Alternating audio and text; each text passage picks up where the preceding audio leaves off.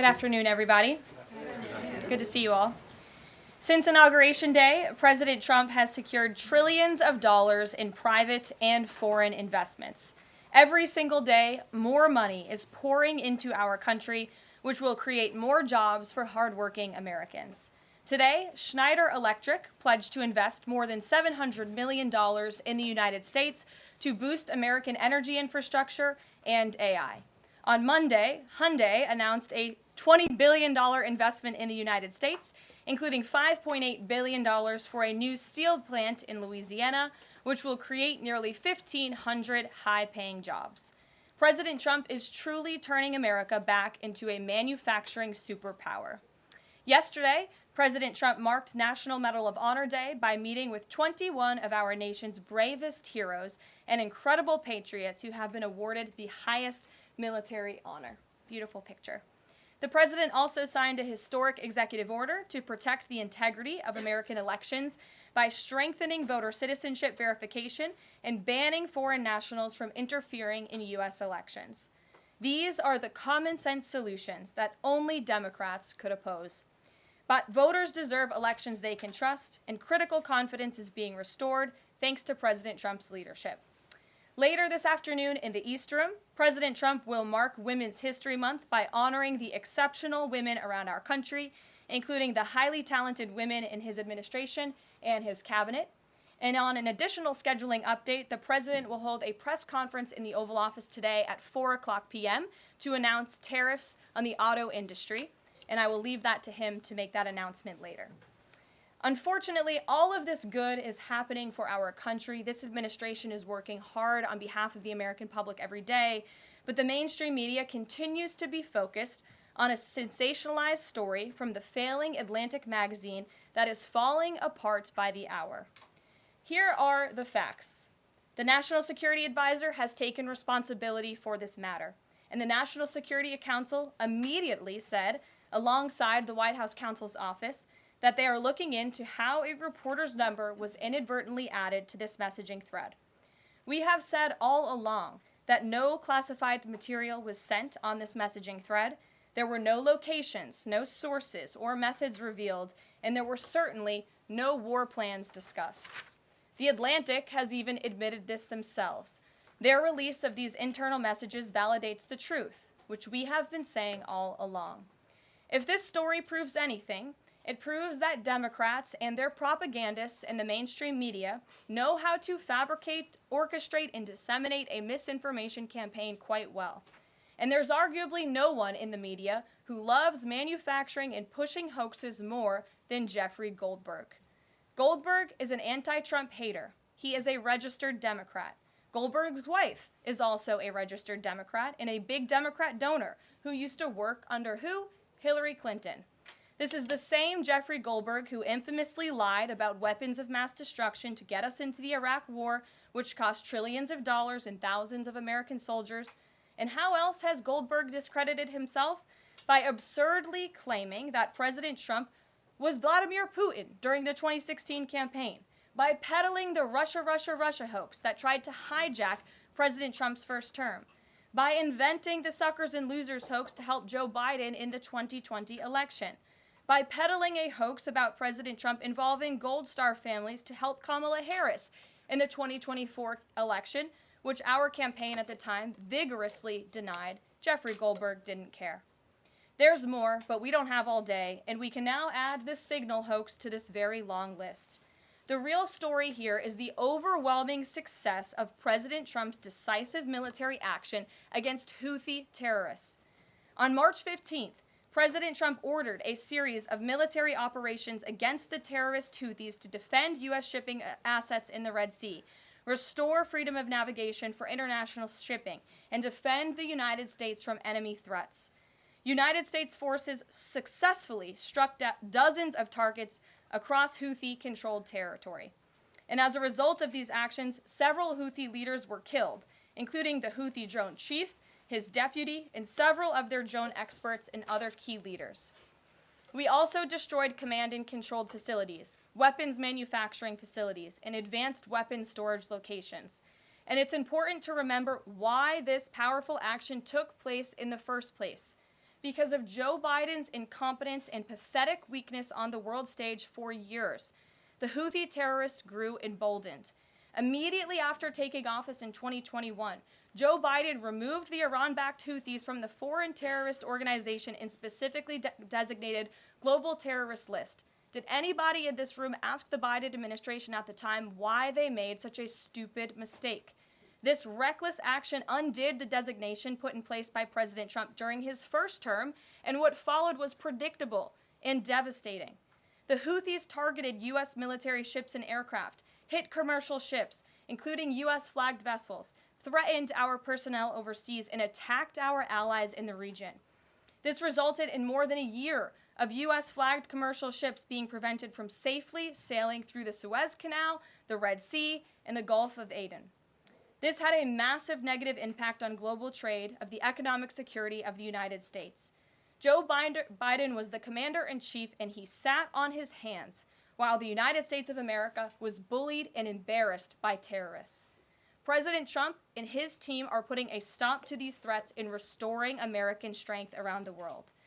The Trump peace through strength approach means no terrorist force will stop American commercial and naval vessels from freely sailing the waterways of the world. But unfortunately, this is not what the Democrats and the media want to talk about.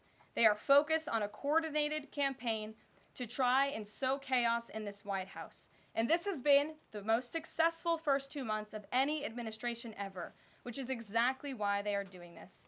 We are not going to bend in the face of this insincere outrage. And here's just one example of how bad faith the Democrats' criticisms are. Democrat Senator Mark Warner is hysterical over the use of Signal, which is an approved decrypted app, in the killing of Houthi terrorists. But Senator Warner himself used Signal to work with a lobbyist for a Russian oligarch to connect the disgraced Steele dossier author who started the Russia hoax, which Jeffrey Goldberg later reported on. How ironic. We're not going to lose focus of the bottom line, which is that Joe Biden's weakness enabled and emboldened Houthi terrorists, and President Trump's strength and resolve eliminated those terrorists. Here in our new media seat today, we have Lindsay Keith. She is the managing editor for Merit TV and serves as their White House correspondent. Merit TV launched 1 year ago and creates and distributes content across diverse platforms. We're glad to have you with us, Lindsay. Please kick us off. Caroline, I appreciate it and this opportunity for Merit TV. 2 questions, if I may. One on Signal, one on the economy. Sure. On Signal, how comfortable is the president with what was shared so far now that the chain has been released? The president's view on all of this remains the same today as it did yesterday. And I think it speaks volumes about the leadership of this president that he went directly to all of you, members of the press corps. He was asked, do you want someone else to go out and do a briefing? And he said, no, I will tackle this story. I will discuss it. The people need to hear from me about the situation. And so his thoughts on this remain the same today. He has placed great trust in his national security team. And as for the usage of Signal, as the president said yesterday, as the CIA director has testified under oath, this is an approved app. It's an encrypted app. The Department of Defense, the Department of State, the CIA has it loaded onto government phones because it is the most secure and efficient way to communicate. As for, again, the original situation in this messaging thread, the National Security Council, the White House counsel's office continues to look in to how this mistake, which the National Security Advisor has owned, occurred, and the president has ensured they are doing that. On the economy, consumer confidence hit a 4-year low this month. Can you help explain to the American people how tariffs will help them in the long run? Yeah, absolutely, and I'm grateful for the question. The American public will hear later this afternoon from the president directly on the topic of tariffs. And as you all know, April 2nd day, President Trump has proudly dubbed it Liberation Day for our country. What he means by that is it will be a day where the United States of America will no longer be ripped off by nations around this world. It will be a day where Americans finally see free and fair trade practices restored. We are no longer going to allow our allies, our competitors, and our adversaries to take advantage of American workers.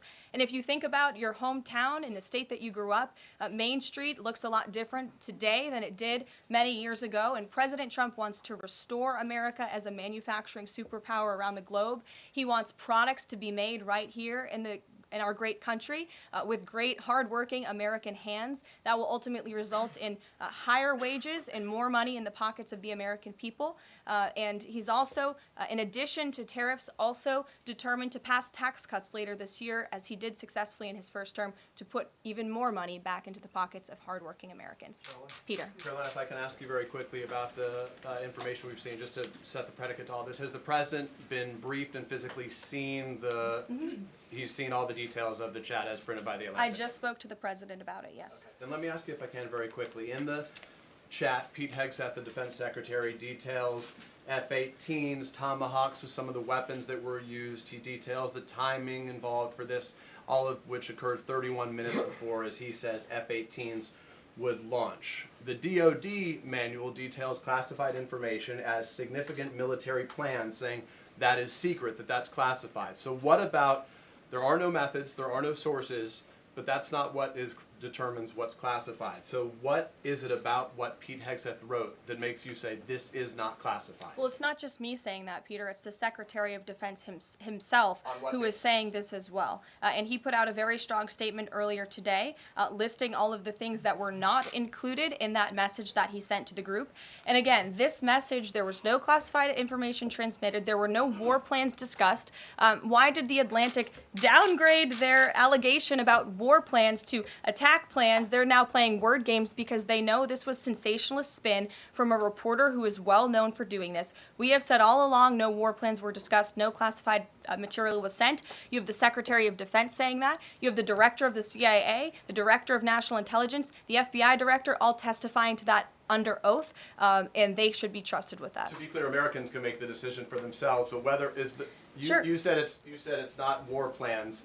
Would you characterize these as military plans, military operation plans? I would characterize this messaging thread as a policy discussion, a sensitive policy discussion, surely, amongst high-level cabinet officials and senior staff. And I'm so glad, Peter, that you said the American public can decide for themselves, because I think the American public should decide for themselves based on the outcome of this operation. And what happened in this operation? Terrorists that were allowed to run wild by the Biden administration were killed because of the direction and the determination of this president and his team. And this message also shows, this messaging thread also proved that President Trump has an incredibly dynamic team who is working incredibly hard, flying all over the world to secure world peace and to fix up the foreign policy crises that the previous administration left for this team to inherit. So to be clear, we all in this room and around the country would agree that we're glad no American service members were harmed, and we're glad that the mission was a success. We'll stipulate that. But the president said that Pete Hegseth said none of this was classified. So given the president has seen it now, and given the president understands that significant military plans are deemed classified as secret, how does the president view none of this, which details times and weapons and more, as being not classified? I've already been asked and answered this question. The president's thoughts on this remain the same today as they were yesterday, On what basis, as I'm well as the Secretary of Defense. This question has been asked and answered. There was no classified material discussed. Jackie. On what basis I was asking? Go ahead, Jackie. Thank you, Caroline. So why aren't launch times on a mission strike classified? Again, I would defer you to the Secretary of Defense's statement he put out this morning. There were various reasons he listed, things that were not included in that messaging thread that were not classified. And again, going back to the American public, do you trust the Secretary of Defense, who was nominated for this role, voted by the United States Senate into this role, who has served in combat, honorably served our nation in uniform? Or do you trust Jeffrey Goldberg, who is a registered Democrat and an anti-Trump sensationalist reporter? This president and this national security team are putting our national security and the American people first. We are restoring American strength around the world, and the results of this operation speak for themselves. Putting aside Jeffrey Goldberg, though, just for, for American service members who are going to have to carry out these missions in the future, what I guess the message that's coming from the response to all this that we're hearing is that, nothing sensitive happened. And I guess the logical conclusion of that is that if these messages had gone out publicly prior to the launch, that wouldn't have been a risk to service members. I don't know that they're comfortable with that. So can you explain, had these messages been published, would the plans have moved forward? Would the launch have still taken off? What I can tell you is that the President, as the Commander-in-Chief of our United States Armed Forces, and Secretary Pete Hegseth, who is an incredible man and a warfighter himself, take the lives of our American service members with the utmost responsibility, and they would never do anything intentionally to put their lives at risk. And again, they are working hard on that every single day, and we are protecting our service members while also restoring peace throughout this globe. It's something the previous administration has not done, and I would just add one more point. We are not going to be lectured about national security and American troops by Democrats and the mainstream media who turned the other cheek when the Biden administration, because of their incompetence, left 13 service members dead in Afghanistan, and not a single person in the previous administration was held accountable for that botched withdrawal. Joe Biden said, in fact, it was a great operation. That is despicable. It's unacceptable to this president and this Secretary of Defense. The National Security Advisor has taken responsibility for this inadvertent number being added to the messaging thread. But above all, we take the lives of our troops, safety, security, prosperity around the globe with the utmost seriousness. Goldberg's intentions, do you believe Jennifer, that he go would ahead. release that to embarrass the administration ahead of the worldwide threats? Jennifer, go ahead. Given what you've said about the president's trust in his national security team, can you say definitively that no one will lose their jobs? No one will lose their job at all because of this signal situation? What I can say definitively is what I just spoke to the president about, and he continues to have confidence in his national security team. Go ahead. One more, can I ask one more, Karen? On the targets in Yemen on March 15th, can you say were 100% of the targets that were planned for March 15th, were they all destroyed? Because that would be an indication if some of them were moved or they were not all hit, that maybe perhaps some of the enemies were able to get some of the information in that signal strength. What I can say about the operation is what the Department of Defense has put out there. I would refer to them for any further operational details. But there have been more than 100 strikes conducted against Houthi targets, and they have hit key Houthi leaders, air defense systems, command and control nodes, headquarters, weapons manufacturing and storage facilities, and these operations will continue until the freedom of navigation in our seas is restored and U.S. shipping can safely transmit without the fear of attack. And again, we believe that this has been a very successful operation thus far, and it will continue until this administration feels it no longer has to, and these terrorists have been taken out, which again is something the previous administration should have done, but they didn't, and now we've inherited this crisis. Stephen. Thank you, Caroline. I'd like to clarify something about the investigation and also ask about some conservative commentary. On the investigation, Mike Waltz said last night that he had spoken to Elon Musk about figuring out how Jeffrey Goldberg's number got in his phone. You mentioned the NSC and the White House counsel's office investigating. Can you just clarify who is investigating, who's leading that, and also Dave Portnoy, who endorsed President Trump, said today that he thinks that Mike Waltz should leave. Could you respond to that? Sure. Great respect for Dave Portnoy, but I just answered that previous question from Jennifer.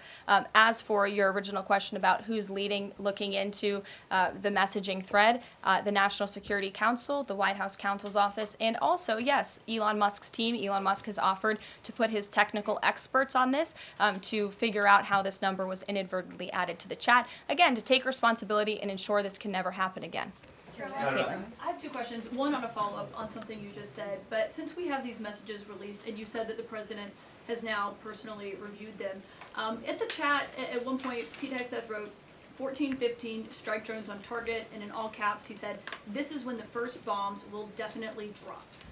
Does the president feel that he was misled by his national security advisors, whoever it was that told him there was no classified information in there, now that he's seen these messages? I've now been asked and answered this question 3 times by the both of you, and I've given you my answer. The president feels the same today as he did yesterday. Okay. Philip. And on my follow-up on what you had just No, said. go ahead, Philip. I have a Caitlin, I'm not taking your follow-up. The Vice Philip, go I have ahead. a follow-up on something you Express just said, though, Caroline. That's Caitlin, regarding I'm not Jeffrey taking Goldberg. your follow-up. Philip, go ahead. I have called on you. Thank The you. Vice President seemed to express some frustration that Europe wasn't doing more to police waterways in their backyard, noting in that signal thread that 40% of European trade goes through the Suez Canal.